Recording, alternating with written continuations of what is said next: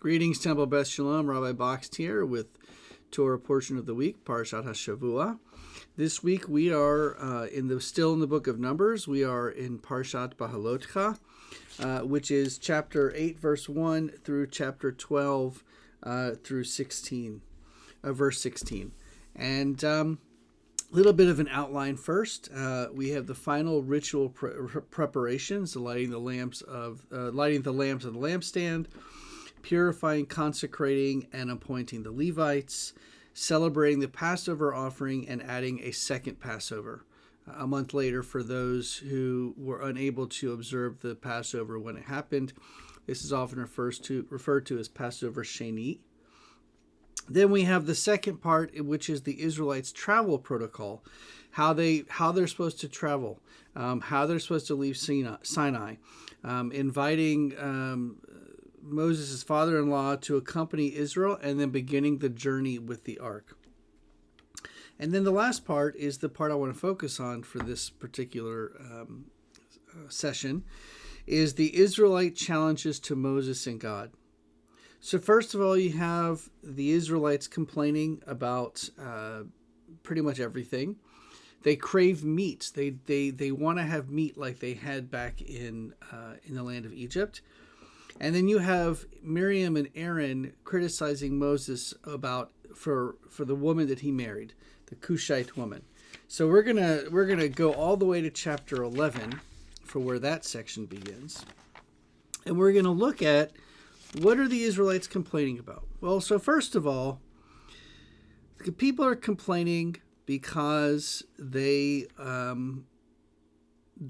a gluttonous craving for meat. They said, if only we had meat to eat. We remember the fish that we used to eat free in Egypt, the cucumbers, the melons, the leeks, the onions, the garlic. Now our gullets are shriveled. So what happens?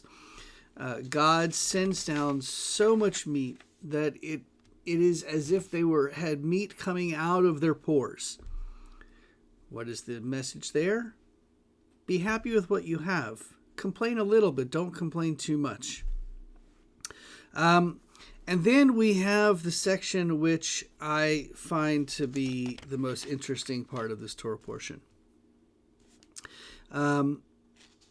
Miriam and Aaron spoke out against Moses because of the Cushite woman he had married. He married a Cushite woman, they say.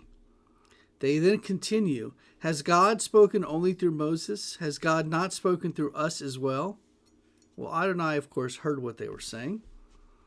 Now, Moses was a very humble leader, and so any other human being, more so than any other human being on the earth. So God, in support of Moses, calls to Moses, Aaron, and Miriam and says, come out to the tent of meeting, you three. So the three of them go out in front of God, and God says, hear these my words. When prophets of Adonai arise among you, I make myself known to them in a vision. I speak with them in a dream. Not so with my servant Moses. He is trusted throughout my household. With him I speak mouth to mouth plainly and not in riddles, and he beholds the likeness of Adonai.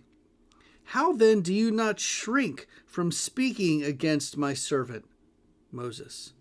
And God is still pretty angry, and he goes away. Aaron gets punished. Miriam gets punished. Miriam actually is stricken with snow white scales. And Moses, seeing what's going on, pleads with God and says, Vayitzak Moshe el Adonai, Moses cried out to God and said, El na refanala, O God, please pray heal her. And that is really the end of this particular Torah portion. I wish you an early Shabbat Shalom, and I look forward to being together again soon.